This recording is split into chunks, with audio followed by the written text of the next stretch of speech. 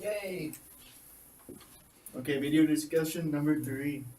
Let's get it rolling. Okay. How about your well-prepared questions? Okay. Discussion topic 1, Michael. Yeah. All right. So during the readings, the names of the characters. I guess you get two main last names, right? You got the Lintons and the Earnshaws, and you have the two manors. You have Thrushcross Grange, and then you have Worthington Heights, and the two families. All right. You say You'll see. Is it Worthington Heights? Wuthering. Oh, those are like the caramel things. Werther's. I think This is off to a great start. This is why I don't start discussions. I think we need a teleprompter. Yes. Alright. Can we get a teleprompter, please? So the names have thematic significance with the second generation of the characters. Yeah. They exhibit certain characteristics of the first generation characters. So you have two different generations. And those characters, or the names of the generations, represent particular attributes. So with the Earnshaws, they're kind of a wild and passionate group. The Lintons are pretty tame and civilized. And then you have young Catherine Linton, who's part of both, and so she has a milder disposition than her mom, Catherine Earnshaw. Then you have Linton Heathcliff, and he's a mixture of kind of like the worst of both of his parents. So he's got Mr. Heathcliff's arrogance and like his superiority kind of stuff, and then he's got the Lintons' cowardice and frailty. Mm-hmm. He's pretty cowardly and he's sick all the time. And so the names also emphasize how the story it's kind of like a cycle, like it kind of repeats itself. It's like kind of thing. Mm-hmm. So the story begins and ends with Catherine Earnshaw, and with Hareton Earnshaw, we see that he's in the beginning of the story and at the end of the story, because we see, I forgot what chapter it was, but where he can read his name above the door. Mm-hmm. He's got his name, Hareton, and the number 1500 for the year 1500 from the original owner of the manor. Was there a question? Was there a question? I'll just point out how it's kind of significant, like the two manors and like the characteristics kind of thing. I don't really. That's why I don't start discussions. So I guess your implied question was this a good perspective, guys? I'd say yes. That was a valid and great perspective to have. I can piggyback on that with the second thing I heard. Alright. Go for it. I'm locked in right now. What do you got? Okay, so the story is always contrasting, or it seems to be contrasting pairs of either themes or characters together. It's always pairs. So you got pairs with the two manor houses, Wuthering Heights and Thrushcross Grange. Then you got Catherine's two loves. You add an R in there. I don't know. Yeah, it's Wuthering. Wuthering. No, just say Wuthering. withering. I'm gonna call it WH. I don't know. So and then you got Catherine's two love interests in her life. You got Heathcliff and Edgar. You got two different Catherines, young and old Catherine, the mother and daughter. You have the story's kind of two different themes of the house. You have and then separated by Catherine's death. You have two generations of characters, of main characters, each of which occupy, like the first half, second half. You get first and second generation. You get the two families, the Earnshaws and the Lintons, and their family trees line up pretty evenly almost. You have the two main themes of the story of love and revenge, and so like the book's comparing and contrasting these elements, and it adds to the character development and all that. So, but it's always doing it in pairs. Like we always has two things to compare and contrast. Okay. I don't know if you guys got anything on that.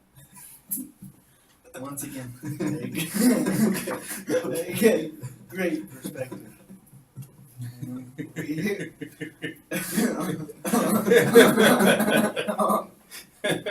Alright. On behalf of the group, we thank you. Okay. Well, I had not noticed that as such, but I do appreciate it. You're right. It's always, it's like one or the other. Yeah, they couldn't be more contrasting, like especially Heathcliff and what's his name, Edgar, early on. So yeah, I definitely see all that. We touched on something pretty interesting in class on Tuesday, which was nature versus nurture. You know, that was something that we've talked about before, like not in this class actually. It's the first time it came up, I believe. And we talked about nature. Yeah. I think explicitly like in the class, that might have been the first time, but it came up in like no, I'm not gonna run circles. So Well, no further anyway, comment. it was interesting because it did make me think about just how so we're talking about love, and I don't really see a whole lot of love in this story. I see like love, the potential that there could have been some love, but then it just definitely turned into some other type of emotions because it wasn't fulfilled. It wasn't in a sense nurtured. It's a tragic love. It's definitely love. I mean, it's maybe not the most ideal way they fell in love or they continued that love, but I mean, it's still love. Which instance are you talking about though? Are you talking I about mean, the just main- in general, like Heathcliff for Catherine. Yeah. Like, I mean, he loves her. Like, he can't get over her. Like, even That is a genuine passion. maybe a little obsessive, but it's still love. Pat, I like passionate.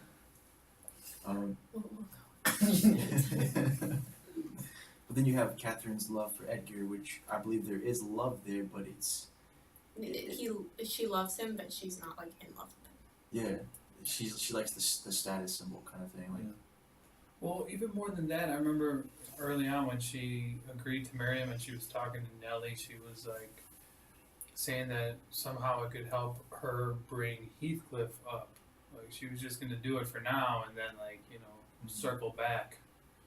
And, like, she's doing it because it made sense. Like Yeah. for money wise, just like for the families, like it makes sense. So why not? I mean, it's sad though, because like still so many people do that today. It's Well, sad. it seemed to me that just talking about nature versus nurture. So, I think that it's both, because I do feel like just as human beings we have an inherent nature, and everybody, that's what all these stories are about, and all these perspectives are just speaking to a shared nature. We're all getting one little piece of an overall shared experience of what it is to be a human being and the conditions about that. So in my view, like everybody is capable to have a good nature and a bad nature. Yin and yang kind of thing. Right. Ish. And I just think that depending on, we How all you're do, raised. right? You have a good side, you have a not so good side. You can be a dick sometimes, whatever. And Me personally? yeah, even you, You gotta define that now. even me. Like in class. Define dick. You on Tuesday. Yeah, you got to give one. But all I'm thinking is that You remember there was very little good nature shown throughout this. Like, they weren't good-natured people. And then I was just thinking back to how this story was set up with the most good-natured person of the whole story was Old Man Earnshaw, Big Papa Earnshaw, who brought Heathcliff home. He saw a boy on the street starving, and he took him home to his two other spoiled children. Yeah. So he was a person who had a lot of love. Right. We can assume if you did that, because we weren't given any suggestion that he did that for any other reason.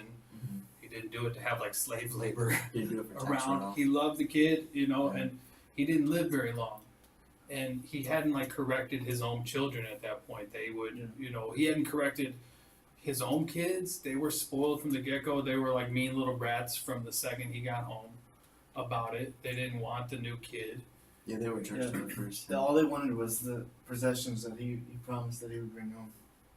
Right, and he couldn't change their minds about it. As like a dad, he couldn't enlighten them to be like, hey, this isn't how you act. And maybe if he had lived, things would have turned out differently. I mean, because he was there and he was kind of that one who, if there was any good nature in the story to begin with, it died with him.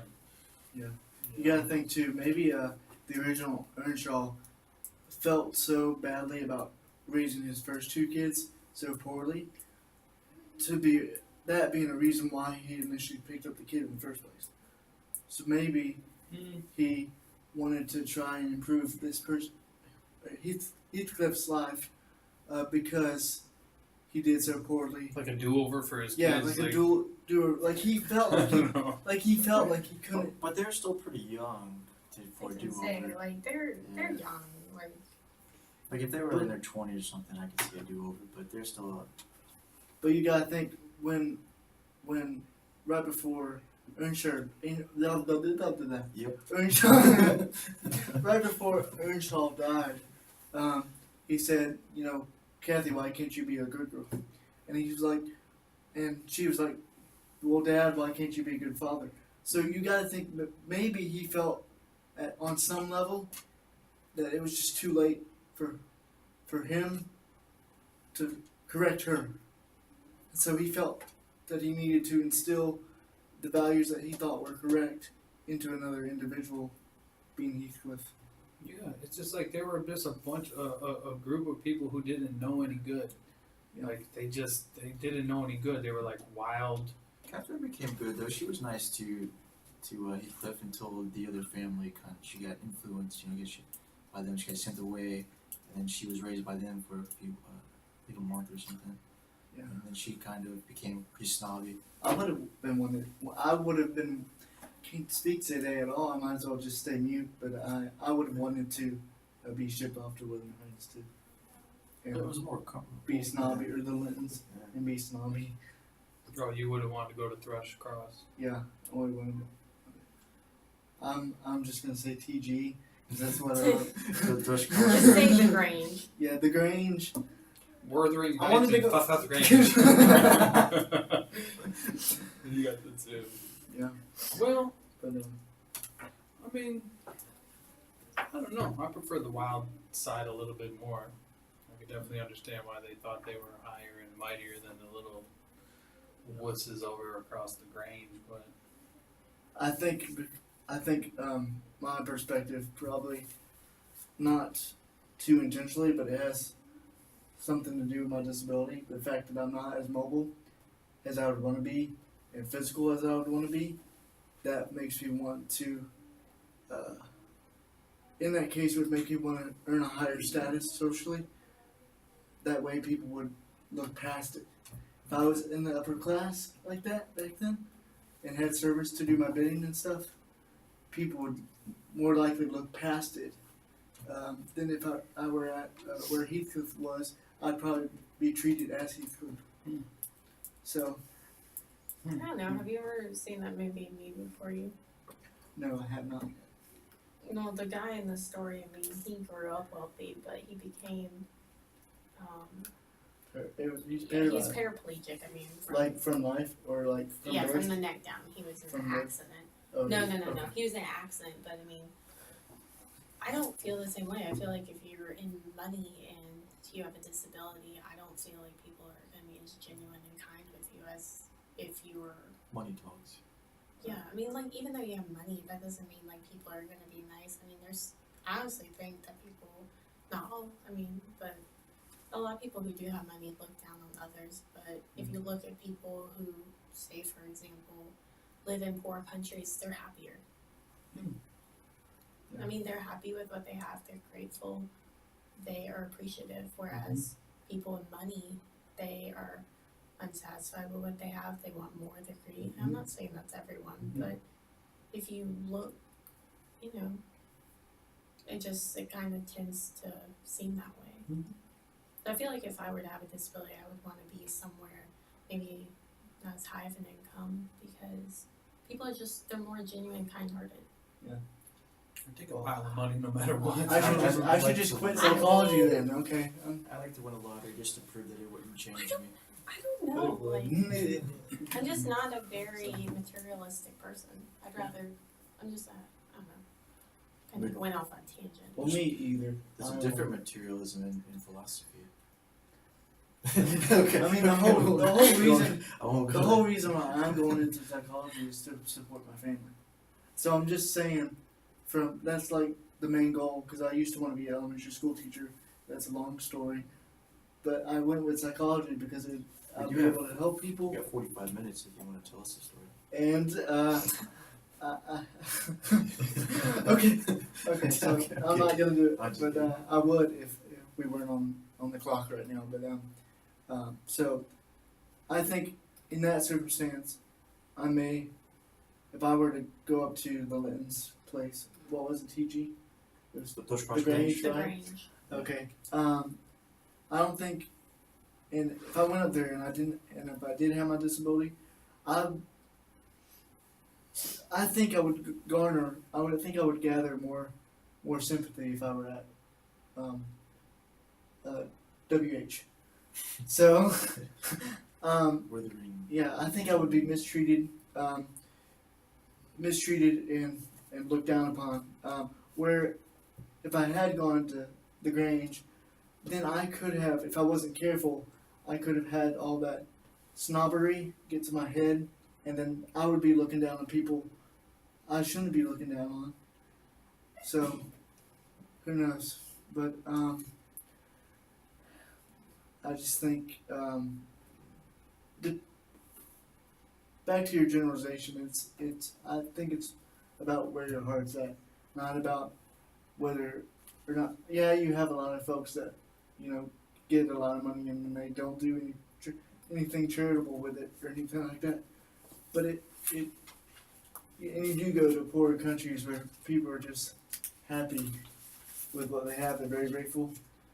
But I do think it depends on.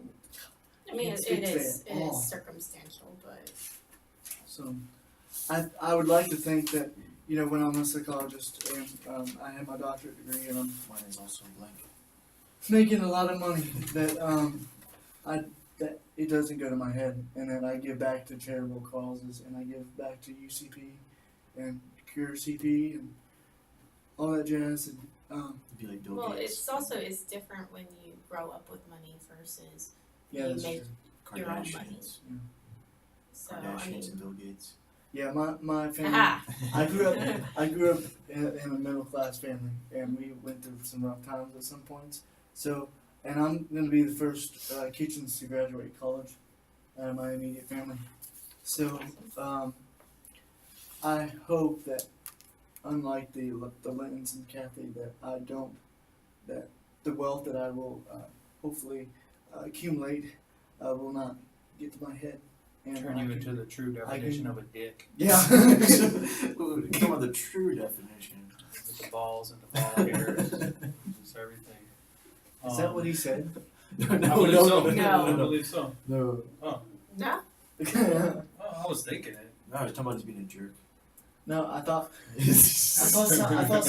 somebody said that. I thought Roger asked you what the legitimate definition of like a cultural. Oh no, dick it wasn't is. me. It was John. forgot, isn't it It was John? John. Yeah. And I forget what he said, but Wow, wow. It's like a dick, He called Heathcliff. It was Heathcliff, wasn't it? He called him a dick because of the way he was treating Kind of a Lin- dick. Linton. But really, in the story, everybody's kind of a dick, in the true sense, and like, it just, even thinking about the time of this publication, that Emily Bronte did not even publish this under her name. I believe the name she used was like Ellis.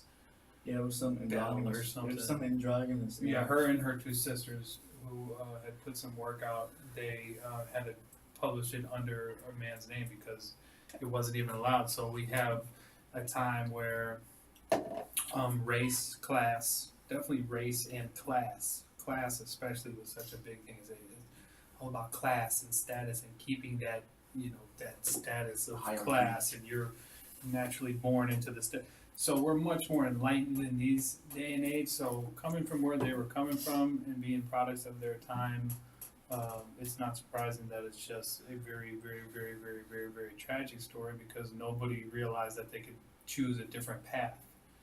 So it just ends up being like, yeah, it's love. I guess Heathcliff loved her. They were young. They loved each other, but nothing. It wasn't allowed to grow as love. So it changed into revenge and hate, I believe. It was very very it was straight fire.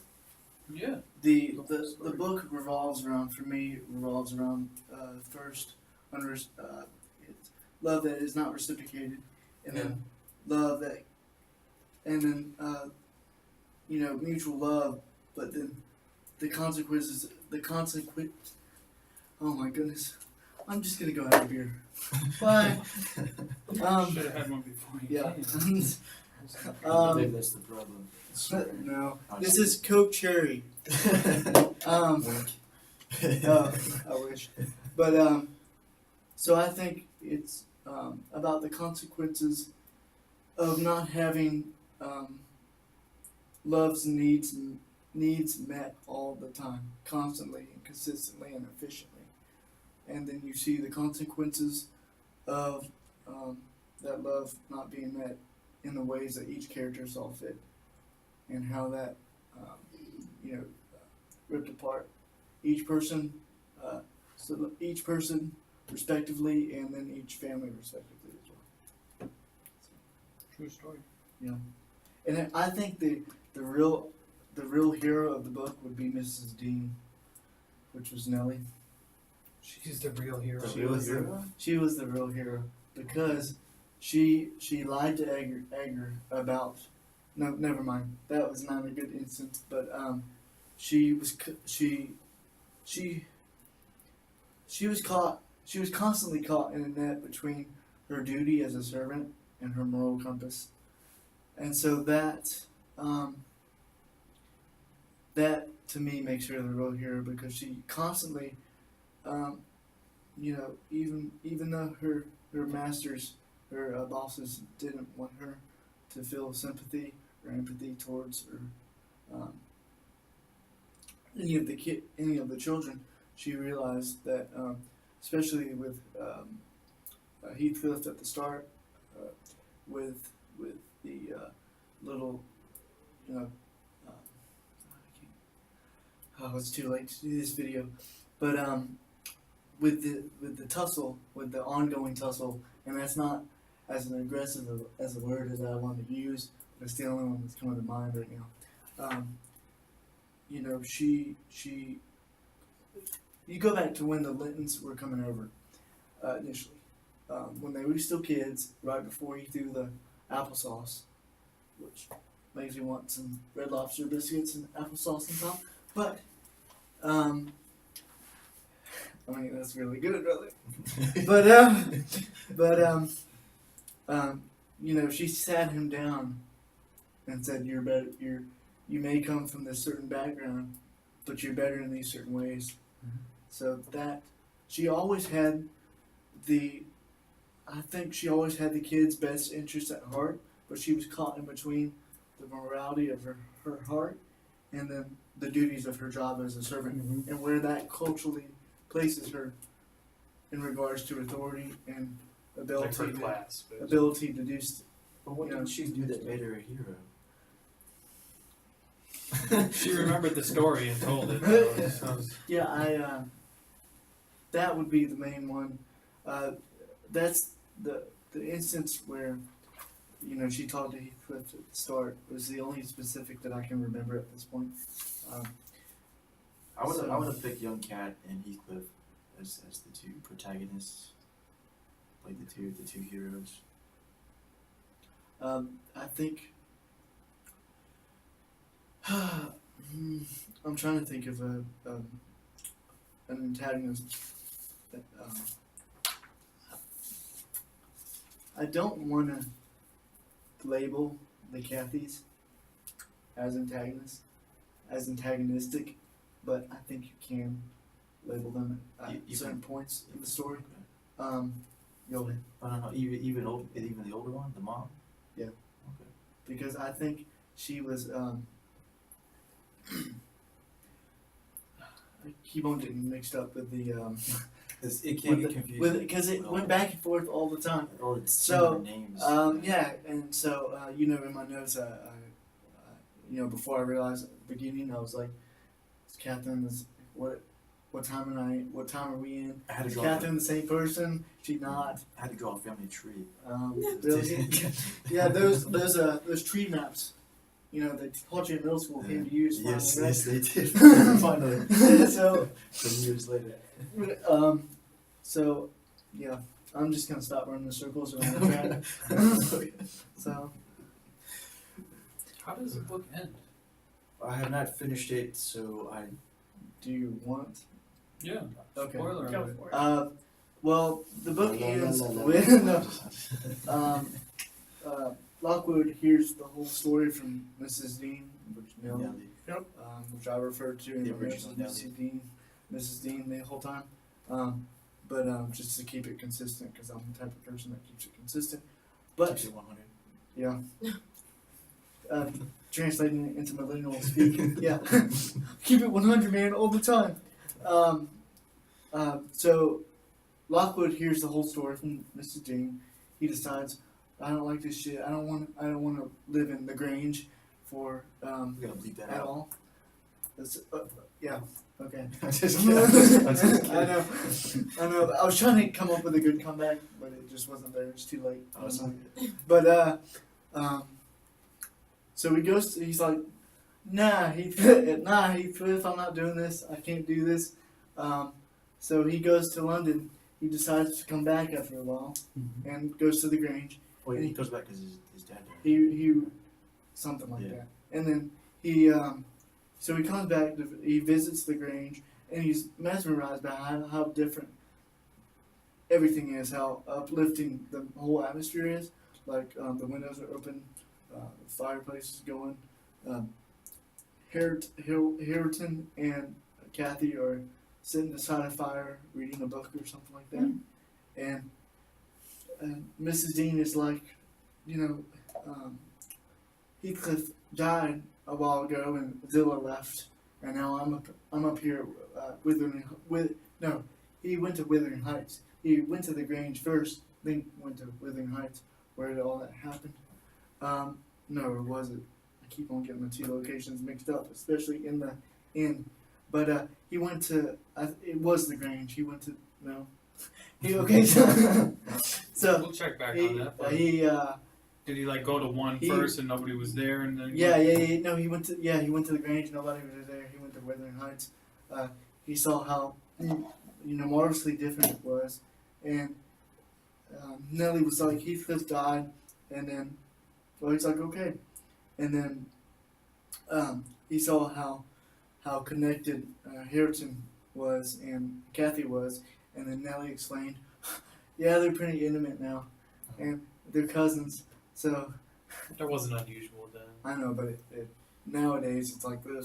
But like, why am I reading about this? I don't want to read some ancestry, I think romantic tragedy I think the novel. story takes place in Alabama. Yeah, maybe Kansas. Just Maybe kidding. Kansas. No, it's Alabama. Kansas. But after that chapter, which that was chapter 33, but it goes back in time from, right before Heathcliff died. Heathcliff realized that he was going to die for some reason. I think he got just a vibe from the original Catherine. So he ended up frolicking in the moor and frolicking all around in a real joyful mood.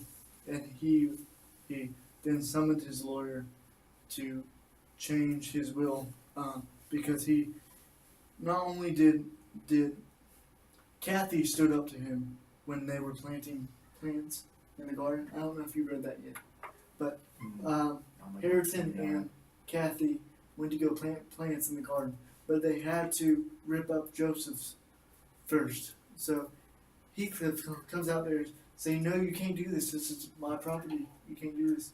And Kathy was like, "Why can't you let me use one little spot of land when you stole all this land from me anyway?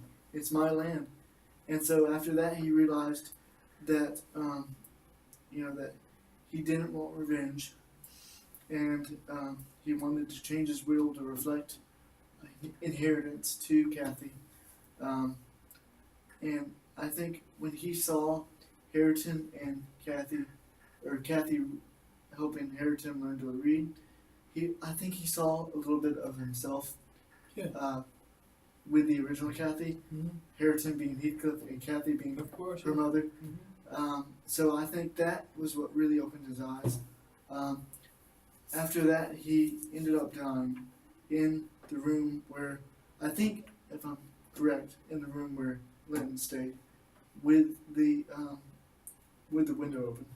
Oh, in the You room mean where where Lockwood Lockwood Yeah, stayed. stayed. yeah, where Lockwood stayed. Where he saw Kathy. And Catherine's- he died with his eyes open Mhm. and a smirk on his face. So, not only literally, I think that would represent Catherine taking his spirit from his body, telling him that it's time to go. That he was happy to see her, telling him to say that. But also, I think it symbolizes peace for him Mhm. because Nellie went into the room and could not shut his eyes. So, you think throughout the story, you could say that his eyes were closed. He did not have any peace. He could not realize any peace. Mhm. And so he shut himself away from all that Mhm. and wasn't able to attain it. So by him initially seeing himself in Harrington, when he saw Harrington and Kathy together, that was the in life moment where I think his eyes, That was the light. that was the light. Yeah. But when he died, that was when he achieved full peace Mhm. because he finally got to be with the one he loved, and it said afterwards that the townspeople still think they see him around and stuff with Catherine, so they think he's haunting the Mhm. whole place. So that was my take. Yeah, that's really cool. It's like we talked about in class, I guess, yesterday. Because it was the scene where he he just wanted to see her one last time when she was in her coffin, Yeah. and we had talked about how that was the point where he realized that he couldn't have her anymore. Yeah. She wasn't there, she was gone, and that's we also I think if we didn't actually say anything, then I had intentions of saying it when because he tried to control any of her past possessions or anything that was related to her, like her daughter, land, etc. So yeah, I guess. Couldn't let go. So you feel like it's at that point kind of Well, let yeah, go. because that part in the book, I think it was chapter 24 or something, was when he came to that realization and he started his destructive path began to dwindle up until I guess He was that- basically redeemed in the end. Yeah, breaking there was some point. redemption where he kind of did the right thing in the end. Right? Yeah, because I guess that was the beginning of his descent, and then the portion with Harrington was Yeah, The because breaking he point. said from the day after that she was buried, 18 years prior to telling he told Nellie that he has had paranormal contact with Catherine's 18 years prior. So he said, that the day after he paid the sexton to dig up the grave, and ever since that point, he has wanted nothing else than to be with her. I found that scene so ironic though, because I don't know about y'all, but when I go to funerals, I refuse to look in the casket. Yeah, I don't I don't look. open Because it. that's not Oh no, it's not. that's not them. I won't even do it for my immediate family. I found that part just so bizarre because I don't. When you They say don't- when you say it's not them, you mean like their consciousness or soul Yeah. spirit I isn't mean- there? Because their body physically they're right there. I guess I my think that's a brain good- operates differently. I see involvement. I'll just I don't think that's a Just good curious. lasting image. That's not a good last image to see. When you see someone embalmed versus in the flesh, living and breathing, a completely different. Like they just turn into kind of like a wax figurine. Yeah. Like it's not them. And you're just, I think it's kind of disrespectful to kind of show off a body like that too. That's just my perspective. I'm gonna hope that when I die, that I get a close casket. So, I'm just gonna be cremated and So- turn into dust. So I will probably be cremated too, but I don't want to pay for a headstone.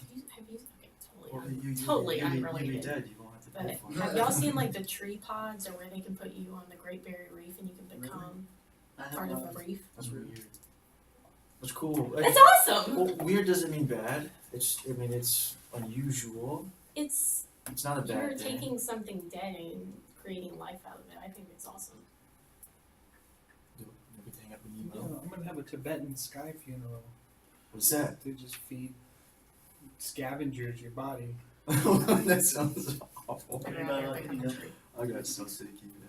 Please. When I see Big Red, I think of Talladega Nights. You know what I mean?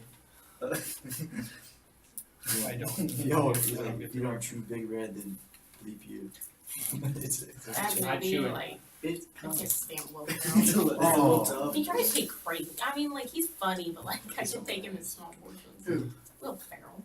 You can't stand what? I mean, in little. I could've- So are you gonna see Daddy's Home too? I like Mark Wahlberg. I'll say for Mark Wahlberg. You think he's dreamy? He's a hottie with a body. When you guys read Lockwood, do you read it in Mr. T's voice, like in Clyde with the Chance of Meatballs? I never saw it. Oh, okay. The main character is Flint Lockwood, his last name is Lockwood, and Mr. T plays a cop who's always busting him. Nelly, come in here and tell me the story. And then Lockwood!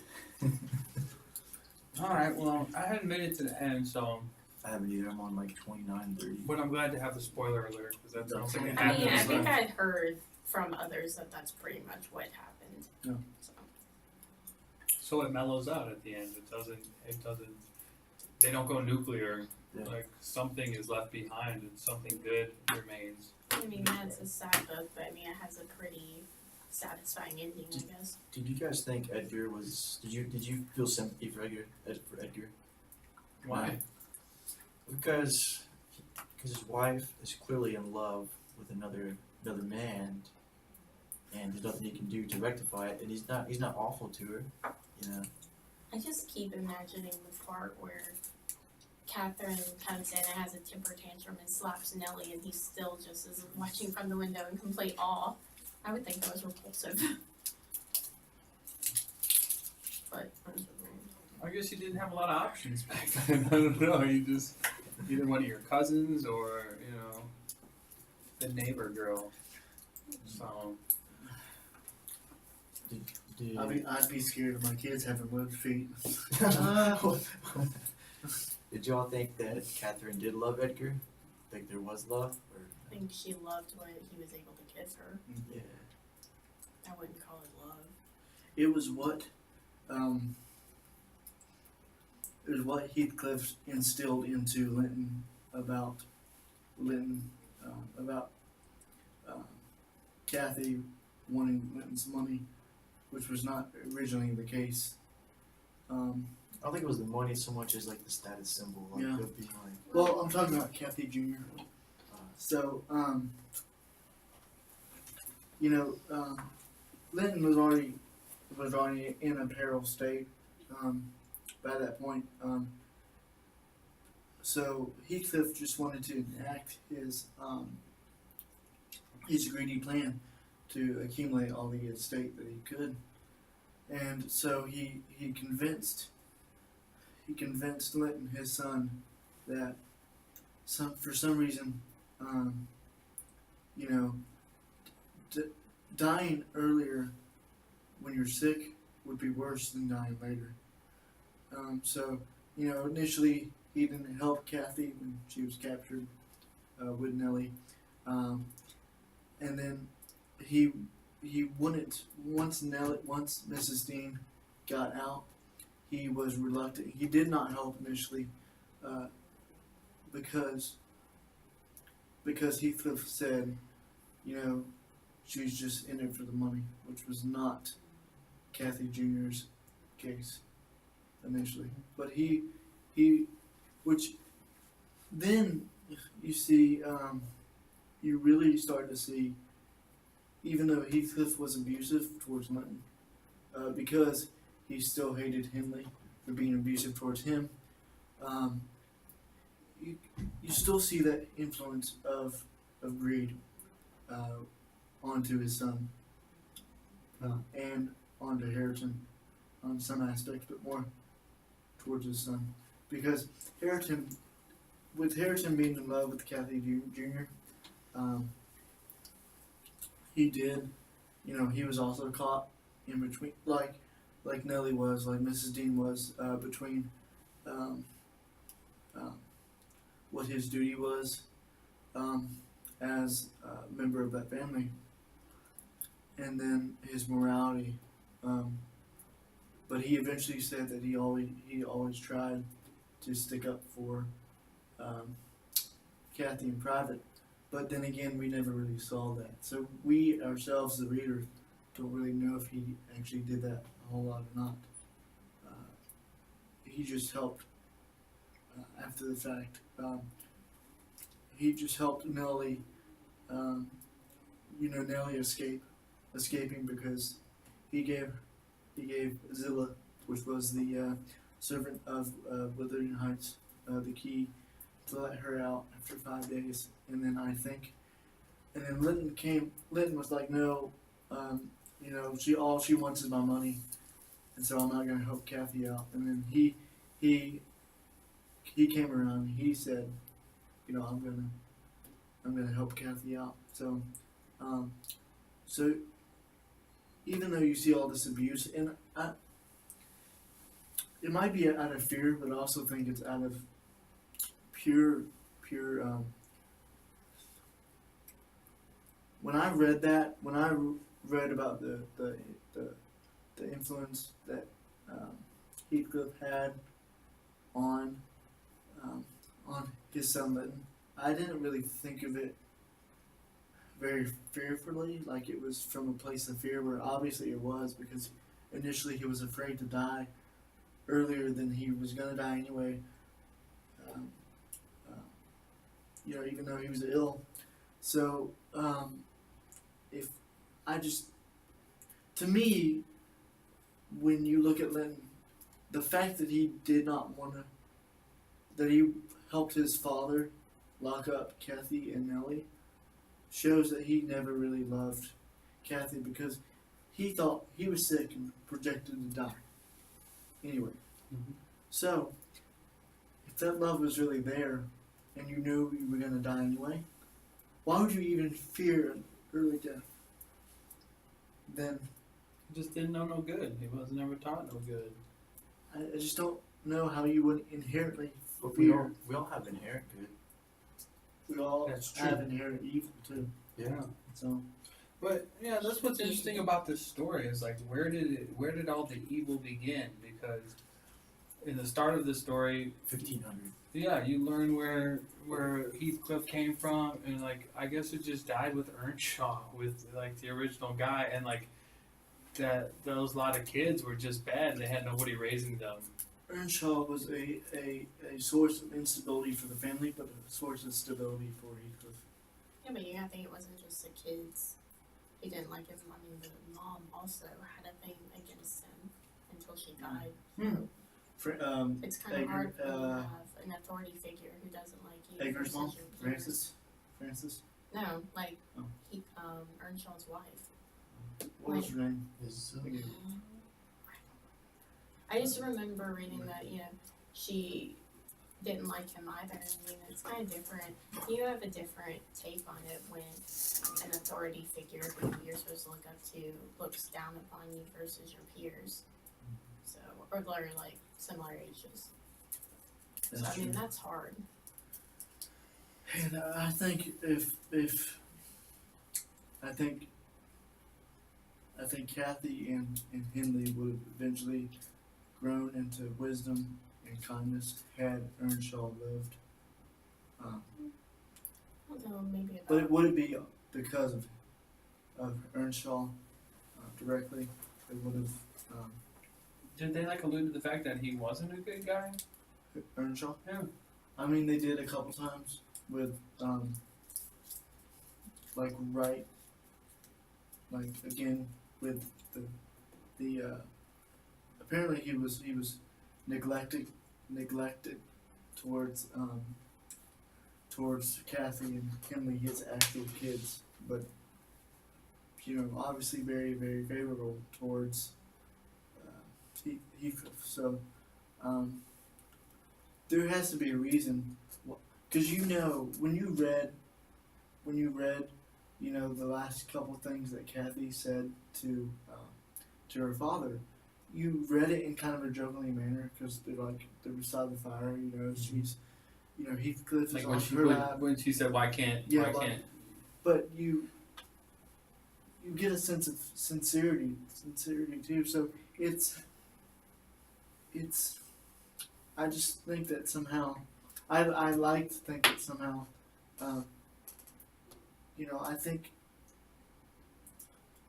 on some level, of course, Earnshaw was trying to redeem himself by taking in Heathcliff, and I hope that had that Worked out great. worked out, had that had he lived longer, and had they grown up, you know, alongside one another with their father, I think that somehow, even if not directly, because again he because he took in Heathshaw or Heath. I'm like Joe Biden today, I swear.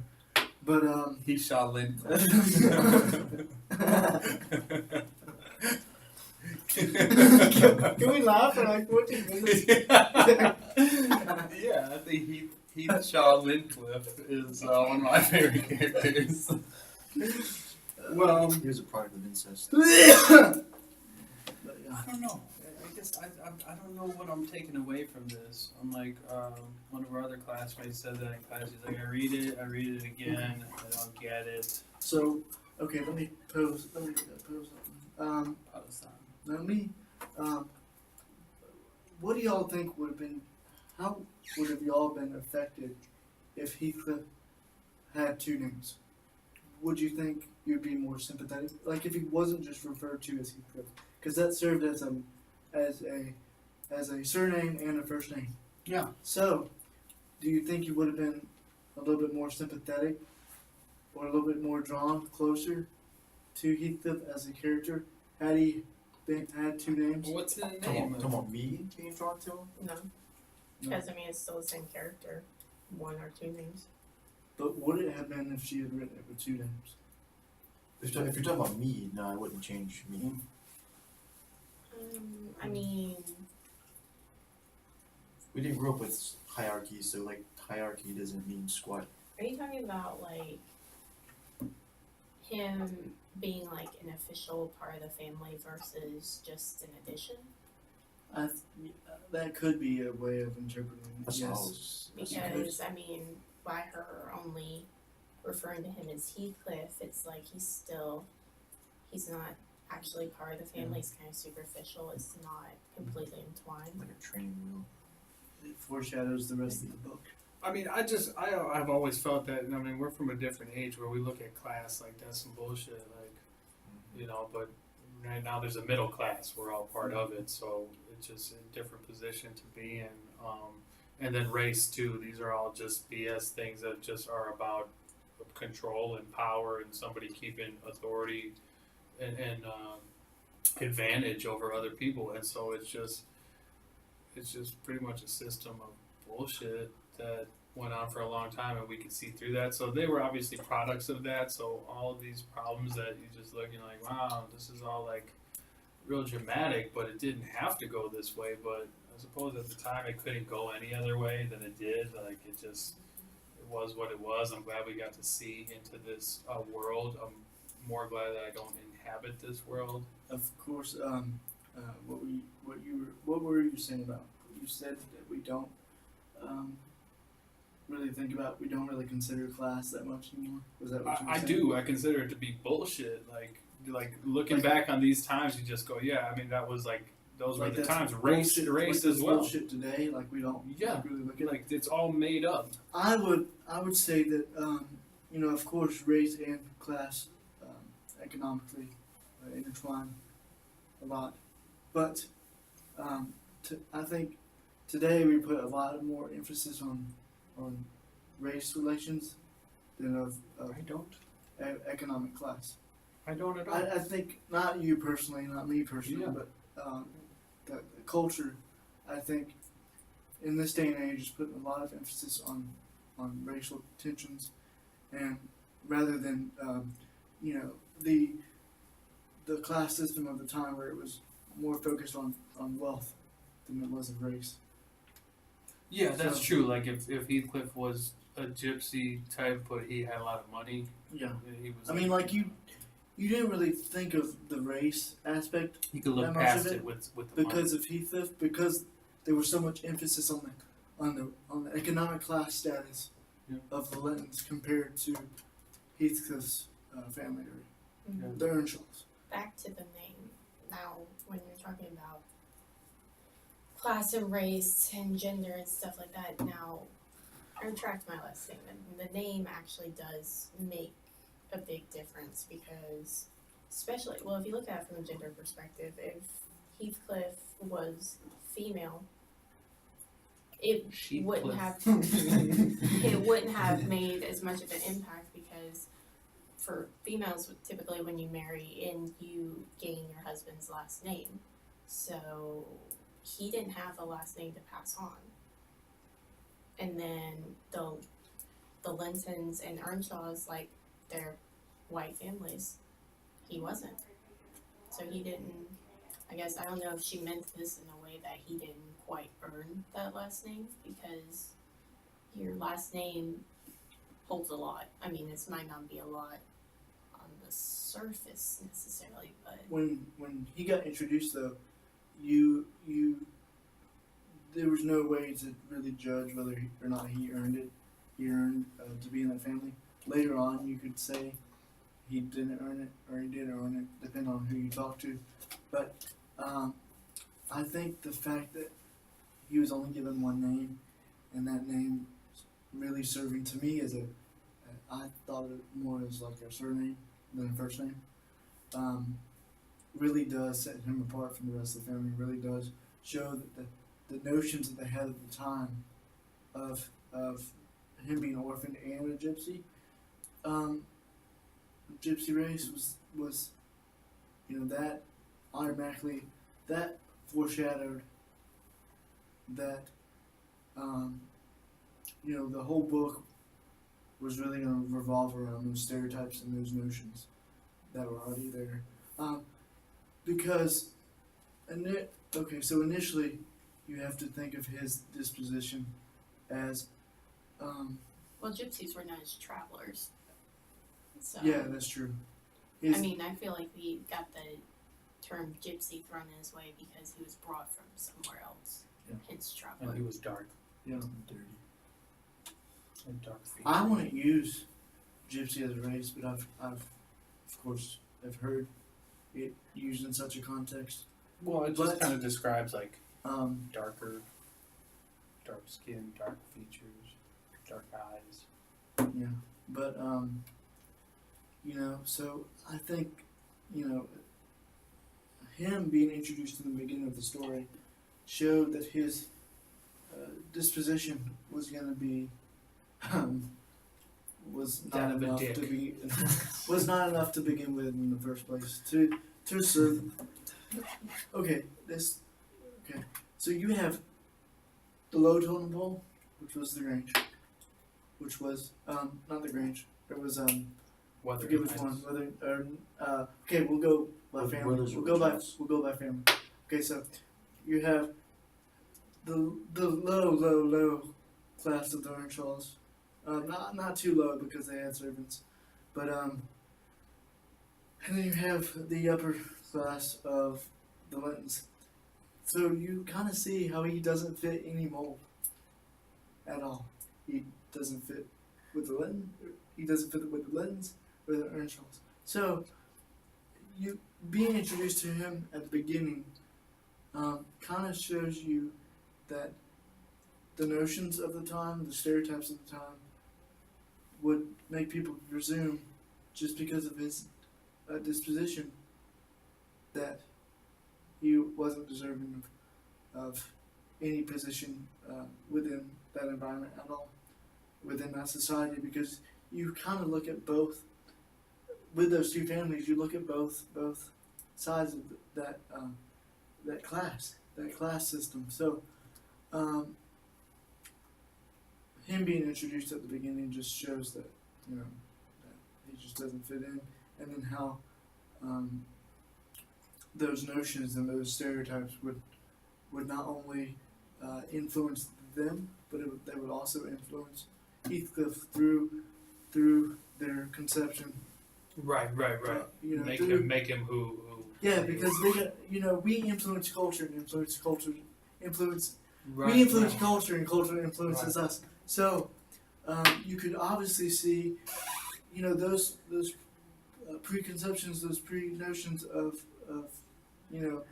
Heathcliff being that way because he was a gypsy and because he was an orphan boy, turned out to be true because they were believed by the two classes, the two families. Okay. So A because self-fulfilling destiny. yes, because not only did the upper class, you would kind of think the upper class wouldn't take him in, and then you have the lower class, the Earnshaws, Mhm. did not. The lower class between the two did not take him in either. Right. So So it goes back to nature versus yes, nurture. It's like, yes, yeah, if there was any good in there, yeah, it got it was, overshadowed yeah, by, and it got the that behaviors. seed got trampled on, and Yes. like Because the of the bad seed notions- got watered. because of the notions and the stereotypes that were exhibited through Yeah. the family members that Yeah. held those preconceived notions. Yeah. So, it was a self-fulfilling prophecy because he even if he did belong in that family, which we all start from nothing. We all, as individuals, we start from nothing. We're just born into what we're born into. But those preconceived notions kind of made, up until the very end, made those stereotypes true, Mhm. which is why stereotypes carry on anyway, because we instill the notion, and then we instill the notion into the offspring, Yeah. and then it's just a cycle, and then Yeah. so I'm gonna stop running around the track. No, you And- did so good, Woody. I'm glad to hear I'm, that the story more or less has a happy ending compared to yeah. So We have 2 minutes. In class, they said Nellie might not be a trustworthy source for the story. I didn't see a problem with her telling the story though. No, she was the most trusting source. She was right in the thick. Yeah, but it But was did brought she have up. Only Did she have a point of view. motive though? It was Did she have a brought up motive? yesterday. Yeah, she got a great memory. She did have a motive because So the whole story comes from her. the fact that her she was a recollection. servant. Yeah. Yeah, I but guess you gotta think would- of like the telephone effect. Mhm. The Yeah, more it's told, the more things more details change. The more drop, things yeah. are altered. and- She's a servant, so does she like the people she served? Does she favor one family over another when the story See, tells? I don't think like that. I gotta take the narrator. I feel like that was just Emily Bronte's way of telling this story. Yeah, so That's what it it is. just was like a tool used. I didn't see a problem with her telling the story. It's very, very interesting how she told it. It's very interesting in the landscape and the imagination of it, and especially coming from a woman at this time when all these things were going on with class, sex, race, and the like. So I'm impressed. I didn't particularly, care for the story because I don't like tragedies usually. Those are hard to get through because I'm like, So why it's can't not- these people pick a different way? Like, Yeah. and I think that maybe it's just a fortunate position to be in, is to be able to even see another way. So they were just surviving, they were staying alive. Yeah, I They would- realized there's more to life than that in the very, very, very, very end, apparently. I would have liked to read, instead of reading this, I would have liked to read Chris Harrison's romantic novel. myself. Or like The Princess Bride or something. Yeah. I hated that movie. Now you all gotta go watch Cloudy with a Chance of Meatballs. Here, I would love to, man. I would love to. So, well, I don't know. I don't know how to sum this Okay. one up really, but go ahead. Menos We are- out. Yeah. Done. Bye. Oh shoot! Hey, hope you liked it. Ciao.